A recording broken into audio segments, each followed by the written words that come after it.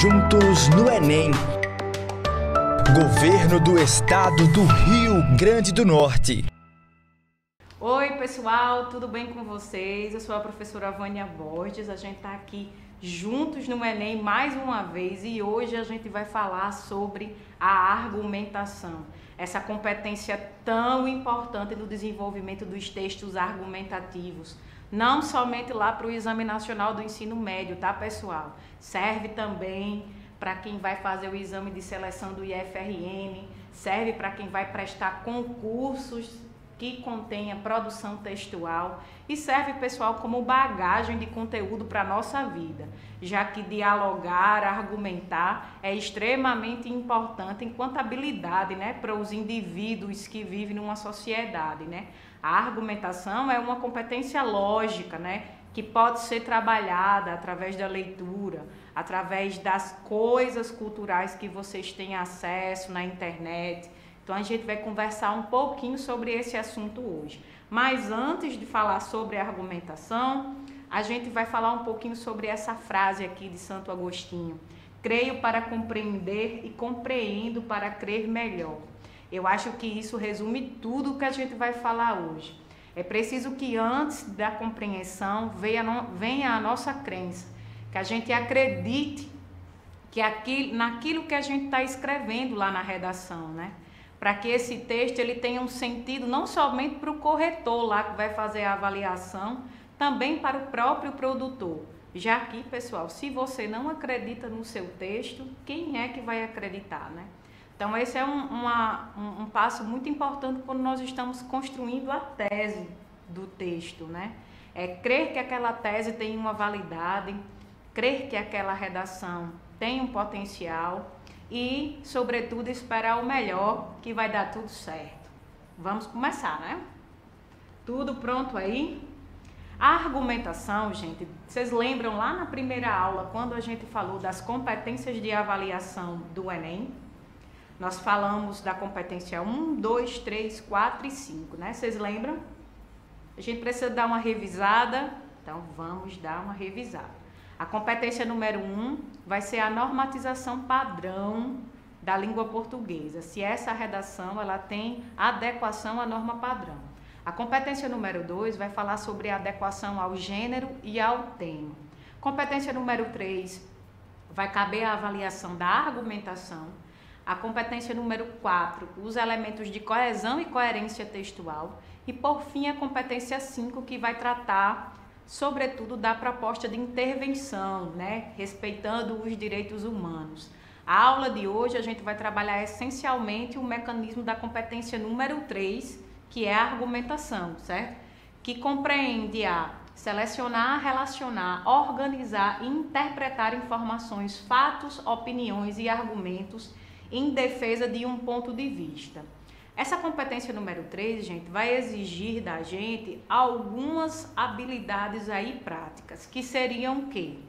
A avaliação da inteligibilidade do texto. O que significa isso, né? Esse texto faz sentido diante da realidade que nós estamos vivendo?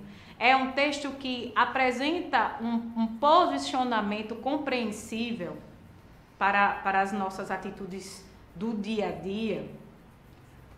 Segundo, a coerência entre as ideias apresentadas. Como o texto de vocês relaciona as informações. Se ele não se contradiz, né? Se ele pega essa temática e se faz uma abordagem atual. Se ele busca aí o resgate de elementos históricos também, que a gente vai falar aqui um pouquinho mais para frente nos tipos de argumentos. É importante que o escritor, que o produtor do texto, ele demonstre, né, conhecimento histórico também, que ele sabe que aquele tema, que aquela problemática, ela não surgiu apenas hoje, né? Que ele faça aí um apanhado, um resgate das informações que esse tema vai acarretar. O terceiro ponto é a relação entre os sentidos e as ideias do texto, né?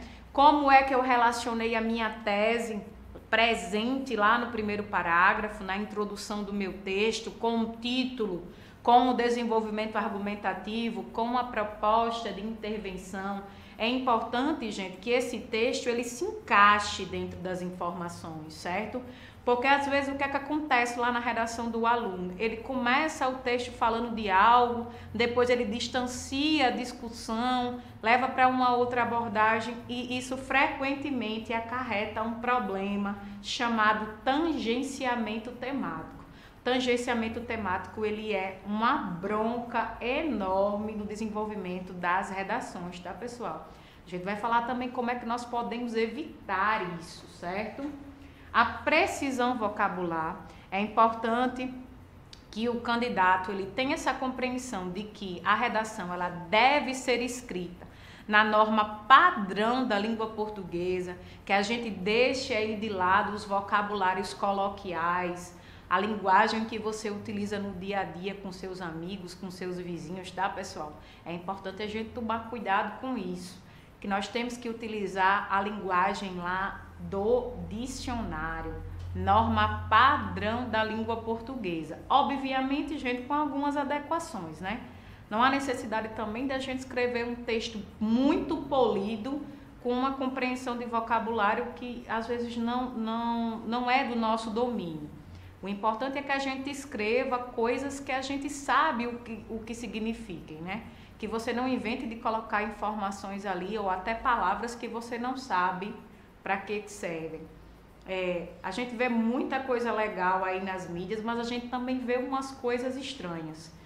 Uns anos atrás eu me deparei com um material de um cursinho aí, colocando assim 10 palavras que você que você devia utilizar na redação do Enem. Eu fiquei um pouco chocada, porque como é que você fornece 10 palavras para o aluno e pede para o aluno encaixar aquelas palavras lá dentro da redação, sem nem que aquilo faça parte de um contexto lógico, de um sentido.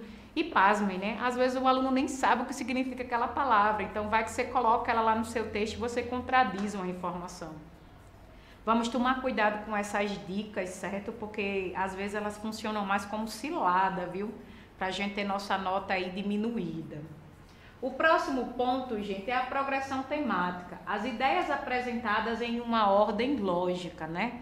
O mais interessante é que a gente vá colocando as informações do texto seguindo uma ordem linear, né? Que a gente evite esses saltos temporais de começar o texto com uma informação histórica e traz para a atualidade e depois leva para a outra informação histórica. O que a gente tiver de colocar de informação histórica dentro do texto, vamos concentrar isso em um período, vamos trazer o texto depois para a atualidade, para evitar que esse texto ele fique flutuando entre dimensões temporais diferentes e ocasionar aí o problema da progressão temática, tá, pessoal? A adequação entre o conteúdo do texto e o mundo real, né? Obviamente, pessoal, eu acho que eu nem precisaria estar colocando essa informação aqui. Mas acontece que com a quantidade, né, de informações aí que nós estamos expostos hoje em dia, às vezes acontece uma confusão por parte do aluno, lá do candidato, entre dimensionar a realidade da ficção, né? Você vê que hoje em dia os alunos eles têm muito acesso a esses conteúdos que são divulgados nos filmes, nas músicas, nas séries. E a gente tem que parar para pensar ali o que é ficção, o que é realidade. Porque eu já peguei inúmeros textos de alunos utilizando os argumentos lá das séries como argumentos lógicos para a redação. Vamos prestar bem atenção. Uma coisa é eu fazer uma referência a um filme, eu fazer uma referência a uma série, porque eu acho que aquele filme e aquela série vai trazer um conhecimento a mais para o meu texto. Outra coisa é eu dimensionar aquilo ali como realidade e utilizar como argumento para o meu texto, tá, pessoal? Tomar cuidado com isso para a gente não se equivocar nas informações e colocar a nossa redação a perder, ok? Vamos para frente. O que se espera com tudo isso que eu apresentei para vocês agora, né? Todas essas informações que foram colocadas aqui agora, o que é que o corretor ele vai esperar então desse texto, vai esperar então do desenvolvimento dessa produção textual, certo? a apresentação clara da tese e a seleção dos argumentos que a defendem, um encadeamento de ideia, são as novas informações a cada parágrafo, sempre em coerência com o que foi apresentado anteriormente. Eu vou abrir aqui um parêntese, tá, gente? Um pequeno detalhe. Porque a gente precisa ter essa preocupação da coerência com o que foi apresentado anteriormente. Se eu coloco lá no meu desenvolvimento argumentativo que tal problemática é, quem sabe, o maior desafio do Brasil, vamos aqui pegar o exemplo da proposta de redação que nós conversamos na semana passada, foi a persistência da violência contra a mulher na sociedade brasileira, tá? Digamos que eu coloco lá no meu texto que esse é um dos maiores desafios que o Brasil precisa encarar e enfrentar nos próximos anos, certo? Para as próximas gestões que vão vir aí. Eu não posso simplesmente lá no final do texto dizer que isso é um problema que já está sendo solucionado, que é um problema que não é tão grave assim, que tem outras coisas bem piores no nosso país. Vocês estão entendendo? Eu coloquei uma informação de alta relevância em um parágrafo e em outro parágrafo eu contradisse essa informação. Por que às vezes isso acontece muito, pessoal? Acontece porque os alunos têm um costume que eu critico ferrenhamente, que é escrever a redação direto no local definitivo lá da produção textual. Então tem gente que lá tá lá fazendo a prova aí lê, relê, quando ele olha para o relógio, viu que só tem meia hora para escrever a redação. Meia hora dá para escrever uma redação, formular uma tese, encadear um desenvolvimento argumentativo, apresentar uma proposta de intervenção, ainda passar o texto a limpo para a folha de resposta, pessoal. O que é que vocês acham? Claro que não. Meia hora talvez seja o tempo que a gente vai levar ali para passar a redação a limpo, se você for um escritor experiente, viu? Que tenha prática, porque eu, pelo menos, sou professora de linguagens, mas quando eu estou passando uma redação a limpo, eu leio a palavra, eu boto a palavra lá, eu leio, porque eu tenho muito medo de rasurar o meu texto. Então é importante, gente, que vocês deixem aí pelo menos 1h30 para essa redação. Eu sei que são muitas questões para serem respondidas, né? 90 por dia, mas pessoal, é o ideal, porque a gente vai deixar aí 1h para estruturação e planejamento escrita do texto e vai deixar pelo menos meia hora aí para passar esse texto a limpo, tá? Vamos tomar cuidado e evitar erros elementares, tá, gente? Uma redação escrita na folha definitiva é uma redação, uma forte candidata, na verdade, a ter muitos erros de progressão temática, coesão, coerência, pontuação, ok? Fechou o parênteses dessa informação, vamos para o próximo. Evitar repetições e saltos temáticos, a gente falou um pouquinho sobre isso anteriormente, então eu acho que ficou claro para vocês. A congruência entre as informações do texto e a realidade, falamos disso também, tá, gente? Um detalhe que eu vou falar aqui para vocês com relação a isso, é vocês tomarem cuidado com os tipos de argumentos que vocês vão colocar dentro desse texto, que pode prejudicar um pouquinho a congruência, tá? Vamos falar mais para frente quando for falar dos tipos de argumentos. E, mais uma vez, a precisão vocabular. Vocês estão vendo que eu estou sempre frisando aqui nessa tecla da precisão vocabular, pessoal? Porque um vocabulário bem desenvolvido no texto, ele já é aí meio caminho andado. Vou falar para vocês assim, enquanto professora, quando eu vou corrigir lá as redações dos meus alunos, o que é que me deixa bastante feliz? Primeiro, quando eu pego um texto e vejo que o texto tem título, a gente fica muito feliz, porque viu que o aluno não desistiu de colocar uma coisa que é bem básica, que é um nome lá para sua obra, tá, pessoal? Tem gente que escreve o texto todo bem bonitinho e o título não, é porque o Enem ele não obriga você a colocar título e tal. Você escreveu o texto todo, que foi o mais trabalhoso. Você acha que um título você não vai conseguir? Eu sou uma forte defensora dos títulos nos textos, tá? Coloque título no texto de vocês, pessoal. Outra coisa, uma letra bonita e bem organizada, um texto esteticamente organizado, já é outro caminho andado. Porque você pega às vezes textos bons, mas textos de alunos que não tiveram tanto cuidado e zelo na escrita desse texto, então acaba que o texto ficou um pouco poluído ali visualmente. E a terceira coisa, gente, é um texto com um vocabulário apropriado para a situação de construção textual. Isso é excelente. Só para recapitular aqui, com respeito, pessoal, à construção da tese. Vocês lembram lá na segunda aula, quando a gente falou um pouquinho das partes elementares do texto e especificamente para a tese. Eu não tenho como construir uma dissertação argumentativa ou um artigo de opinião se eu não tiver primeiramente uma tese formulada. O que é que a gente vai compreender aí como tese, pessoal? É a minha opinião sobre o tema, sobre a problemática que está sendo oferecida lá para a produção textual, tá, gente?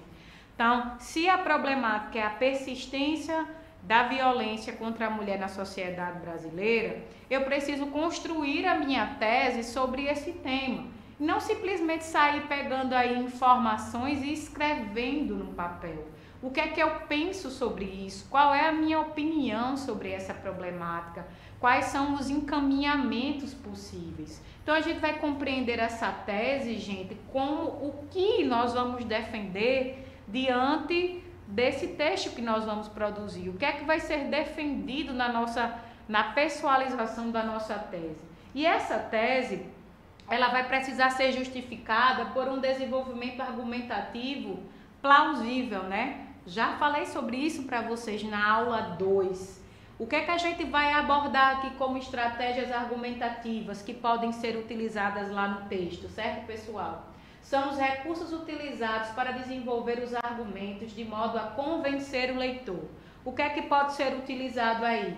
Exemplos, dados estatísticos, pesquisas, fatos comprováveis, citações ou depoimentos de pessoas especializadas no assunto, pequenas narrativas e alusões históricas e comparações entre fatos e situações de épocas e lugares distintos. Tudo isso, pessoal, pode ser utilizado como estratégias argumentativas. As estratégias argumentativas são uma coisa, os tipos de argumentos são outras. Então, como estratégia, como abordagem argumentativa, nós podemos selecionar, gente, uma ou mais abordagens dessas, né? Nós podemos utilizar uma abordagem político-social, podemos utilizar uma abordagem mais subjetiva no nosso texto, podemos utilizar uma abordagem estatística, intertextual, explanativa, classificatória, panorâmica, entre outras. Vamos aqui fazer um pequeno friso nessa informação. A abordagem, mais ou menos, ela já vai indicar quais são os tipos de argumentos que vocês vão poder utilizar lá na redação de vocês. Então, digamos que eu faço uma abordagem mais estatística na minha argumentação. Eu já vou saber que essa abordagem, ela compreende a utilização de dados, de pesquisas científicas, de algo que a gente viu relacionado, né, numericamente relacionado àquele tema. Aí você vai falar assim, professora Vânia, mas aí, como é que nós vamos utilizar dados estatísticos numa redação? Eu não consigo lembrar do número que eu vi lá na pesquisa, eu não sei precisamente o número, aí a gente pode parafrasear, gente, a pesquisa, se você não quiser utilizar a numeração fechada, né? Dizer que as últimas pesquisas apontam sempre a fonte, não adianta você dizer que foram feitas pesquisas, você tem que dizer quem fez essa pesquisa, você tem que apontar em que ano essa pesquisa foi feita e, se possível, gente, também qual foi o objetivo dessa pesquisa, tá? Porque eu coloco lá que algumas pesquisas foram realizadas e mostram isso. Aí a pessoa que vai ler o texto vai dizer, ele tá se agarrando especificamente a qual estatística, certo, pessoal? Mas aí, digamos que eu vou lá para minha redação e eu vou fazer uma abordagem mais panorâmica, né? Mais intertextual. Intertextual é aquela abordagem em que a gente utiliza diversos gêneros textuais dentro da própria dissertação. Então, eu utilizei um trecho de uma música de Chico Buarque, aí lá para o meio do texto eu citei uma frase de Fernando Pessoa, no final do texto eu citei uma série que eu assisti na televisão. Veja que esse é um texto que está transitando intertextualmente entre os gêneros que podem ser utilizados como citação. Lembrando que a abordagem, gente, a estratégia, ela é apenas o direcionador para onde vai essa minha tese, esse meu desenvolvimento argumentativo. Mas isso não exclui o trabalho da argumentação, tá? Vocês têm que pegar o texto lá, fazer o esqueleto, colocar as informações que são relevantes para você. Ó, isso aqui não é tão importante, eu vou retirar aqui, porque eu acho que ele vai ocupar um espaço desse argumento aqui que é mais importante. No final das contas, quem vai decidir os encaminhamentos são vocês, porque a tese é de vocês, não é a tese da professora Vânia. Então, você é quem vai selecionar as informações que vai compor esse texto. Aí, quais são os principais tipos de argumento, então? Enfim, tá, pessoal? A gente vai ter um argumento por enumeração, que é aquele que eu apresento as informações em ordem lógica, numérica. Você pode começar com primeiramente, depois colocar um segundo fato, um segundo argumento, ou uma segunda informação, um dado, tá, gente? Em primeiro lugar, em segundo lugar, você vai utilizar aí as conexões textuais essenciais, as conjunções que mostrem a ordem, né? Numérica, né? A gente pode chegar, construir esse texto de um argumento mais relevante para um argumento mais de consenso, ou pode fazer o contrário, começar com um de consenso e ir para um mais relevante, tá, pessoal? Mas a estratégia desse tipo de argumentação é realmente enumerar. Tomar cuidado para vocês não fazerem uma repetição sistemática, que é colocar em primeiro lugar, em segundo lugar, em terceiro lugar, em quarto lugar, e o texto parecer que está ali dentro de um gesso, que você é um robô que está só reproduzindo informações, tá? Diversifiquem aí os conectivos e as conjunções de vocês. Causa e consequência, né? Quando eu falei lá, para ilustrar aquele exemplo de que a violência, a persistência da violência contra a mulher é uma das principais problemáticas que devem ser enfrentadas pelos governos do nosso país, certo? Eu estou dando uma informação, mas qual é a causa e qual é a consequência direta disso, né? Então, a grande sacada desse tipo de argumento é apresentar para o meu leitor que eu sei que essa problemática não surgiu do nada. E que eu sei que eu, enquanto estudante, sei que existem encaminhamentos que podem ser apresentados para o resolvimento dessa problemática também. Uma argumentação por analogia, comparação. Vocês fazem muito isso comparando o Brasil com outros países, né? O sistema educacional, o sistema de saúde, o sistema de transporte. Então, essa comparação é um mecanismo muito válido para mostrar para o nosso leitor, para o nosso corretor lá da redação, que você tem uma visão bem panorâmica da temática, que você não sabe apenas dessa problemática num contexto nacional, que você consegue analisar dados desse assunto em outros países, em outras realidades, tá certo? Aí a gente tem um outro tipo de argumento, que é um argumento que eu sempre indico para os alunos utilizarem, que é o argumento de comprovação científica ou o argumento científico, que são os dados, as estatísticas, os percentuais, e muitas vezes, gente, esse argumento de comprovação científica, ele pode sim ser rebatido, né? Porque a gente sabe que a pesquisa ela é feita num recorte populacional, né? Uma pesquisa ela não demonstra a realidade de um país como um todo, certo? Eles podem ser refutados, mas as pesquisas, elas são indicativos reais do que a gente pode encontrar aí. Por exemplo, a gente fala muito Covid, né? A quantidade de pessoas que foram infectadas no nosso país, aí você vai pegar esse número e você vai multiplicar aí, não sei por quanto. Vou pedir a ajuda do professor de matemática, porque a gente sabe que nem todas as pessoas fizeram o exame, a gente sabe que tem muitas pessoas que foram completamente assintomáticas, a gente sabe que é uma doença de transmissibilidade muito fácil, certo? A gente sabe que cada organismo reage diferente. Então, é um dado que pode sim ser refutado, mas é algo que nós temos para poder embasar o nosso discurso lá dentro da produção textual, tá, gente? Então, utilizem sim dados estatísticos, que são argumentos de comprovação científica e é algo muito válido na academia. Eu também gosto muito desse tipo de argumento, que é o argumento de citação, que é quando você pega uma fala, uma frase, uma citação de uma obra para ilustrar aquela temática. Não que o problema que aconteça no nosso país acontece porque tal autor falou aquilo, mas se existe uma pessoa que tem estudos, né, que tem uma obra que foi completamente colaborativa para aquela temática, por que eu não posso utilizar aquele recorte de fala ali para mostrar para o meu corretor que eu tenho bastante embasamento sobre o tema?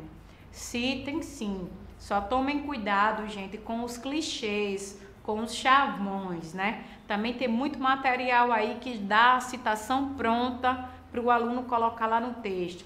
Preste atenção se aquela citação tem compatibilidade com aquela discussão temática, certo, gente? A redação é sobre o desmatamento da floresta amazônica. Aí a criatura foi lá e colocou uma citação de Sigmund Freud. Beleza. Vamos ver como é que se encaixa essas duas coisas. Vamos ver a relevância do discurso, o diálogo, tá, gente? Entre esses textos. Tomar cuidado com isso. A gente tem um argumento de valoração, que são os conceitos ou ideias que são respeitados por todos. Esse argumento de valoração, gente, ele também é um argumento bem cultural. Então, digamos que vocês citem coisas que estão sendo valorizadas hoje em dia na sociedade, como séries, como alguns filmes, tá? A valoração é um discurso que circula por aí, não é uma unanimidade, não existem unanimidades, tá? Nenhum assunto, nenhum problema, nada vai ser unânime, vai ter gente que vai discordar com você. Mas é importante você pegar algum mecanismo aí, gente, que seja de conhecimento comum, para poder desenvolver aí esse texto. Eu assisti um filme super antigo, tal, pouquíssimas pessoas conhecem esse filme, aí eu vou lá e cito na minha redação. Só que tem um filme mais atual, né, que poderia ilustrar melhor e ele é de conhecimento geral. Por que não utilizar esse, né? É sempre como você coloca ali dentro da construção textual. Exemplificação, que eu acho que é o que os alunos mais usam nos argumentos por exemplificação. E a contra-argumentação, gente, que nada mais é do que você pegar um argumento que enfraquece a sua tese, de certa maneira, mas depois refutar esse argumento através da contra-argumentação. Contra-argumentação não é um mecanismo tão simples de ser desenvolvido, mas com prática, gente, e com um certo empenho e esforço, dá sim para fazer uma contra-argumentação bacana. Eu acho que uma contra-argumentação bem desenvolvida acrescenta aí uma notinha a mais dentro da redação, tá? Vale a pena dar uma estudada aqui sobre isso. Isso aí é assunto para uma aula sozinha, tá? De contra-argumentação.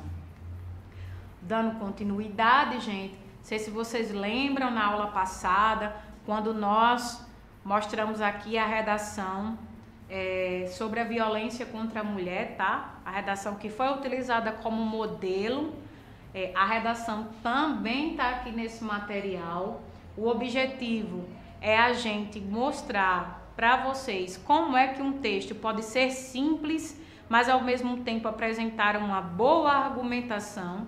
Então, gente, se nós fizermos a leitura aqui desse texto, você vai perceber que esse aluno, esse candidato, ele utilizou, tá, diversos tipos de argumentos diferentes para construir esse texto.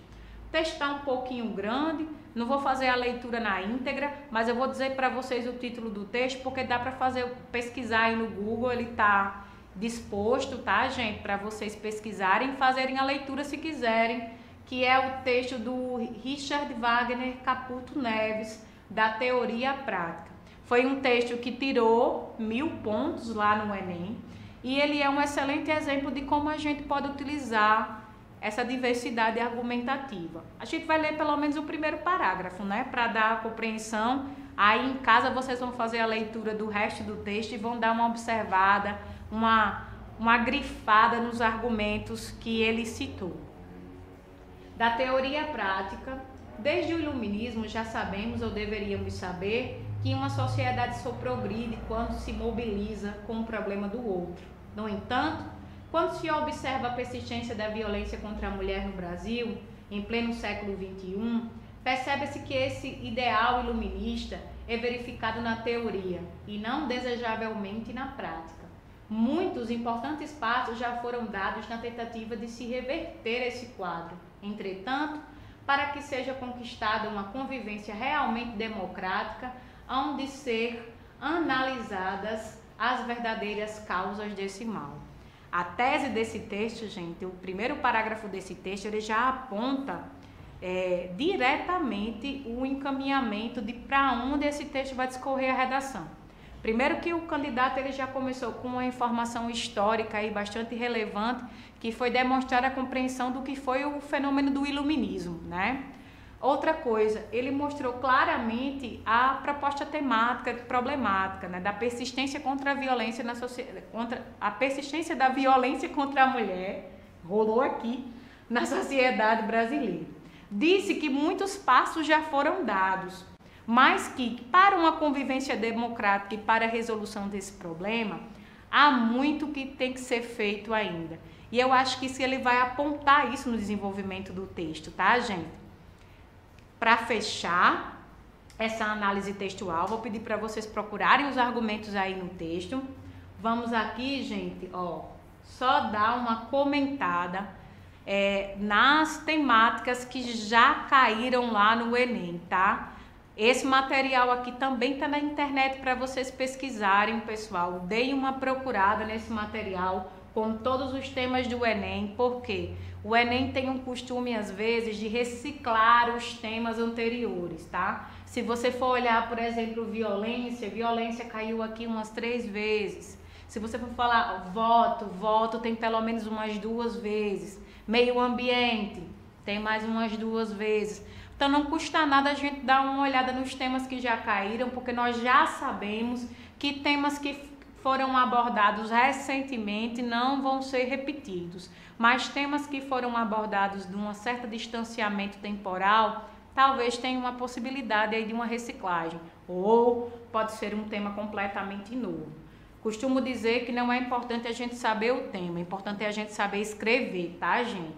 Para fechar nossa aula de hoje, vamos dar uma treinadinha na argumentação com essa atividade que eu vou deixar aí para vocês valendo visto e nota, viu? Eu vou corrigir, tá?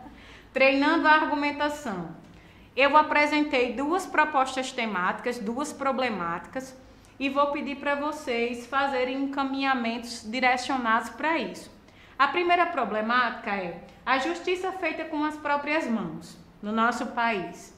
As falhas do sistema justificam as atitudes violentas da população contra os infratores? O que é que vocês acham dessa justiça feita com as próprias mãos? Ela é válida? Ela não é válida? O que é justiça e o que é ajustiçamento social, pessoal? Vamos dar uma pesquisada aí. A segunda proposição é: o voto obrigatório no Brasil deve ser mantido ou não? Qual é a opinião de vocês sobre voto obrigatório? Aí a gente tem algumas coisas que nós vamos fazer com essas 2 problemáticas. Procurar uma causa e uma consequência para cada um dos temas acima. Pensar em um argumento contrário e um argumento favorável para essas 2 problemáticas. Elaborar a sua tese, que é o que? Lembra? A minha opinião sobre o tema. E tentar rebater os argumentos contrários a essa tese. Então, digamos que eu acho que o voto obrigatório não deve ser mantido. que o voto ele tem que ser facultativo, a pessoa que tem que decidir se vai votar ou não. Aí você vai apresentar os argumentos que são contrários a isso. Como é que a gente pode rebater esses argumentos? É uma contra-argumentação, tá, pessoal? Então, se vocês fizerem esses 4 pontos das 2 problemáticas que foram apresentadas aqui, pode ter certeza que vocês vão estar treinando a argumentação e lá quando você pegar a proposta textual lá no Enem, lá no IFRN, você vai ter mais facilidade para falar sobre o assunto, tá, gente? Para fechar a nossa aula de hoje, trago essa citação excelente de Zygmunt Bauman, na obra Modernidade Líquida, que eu acho que resume bastante o centro da proposta de intervenção da redação do Enem, né? Que fala da colaboração de todos. Nós somos responsáveis pelo outro, estando atento a isto ou não, desejando ou não, torcendo positivamente ou indo contra, pela simples razão de que, em nosso mundo globalizado, tudo o que fazemos ou deixamos de fazer tem impacto na vida de todo mundo.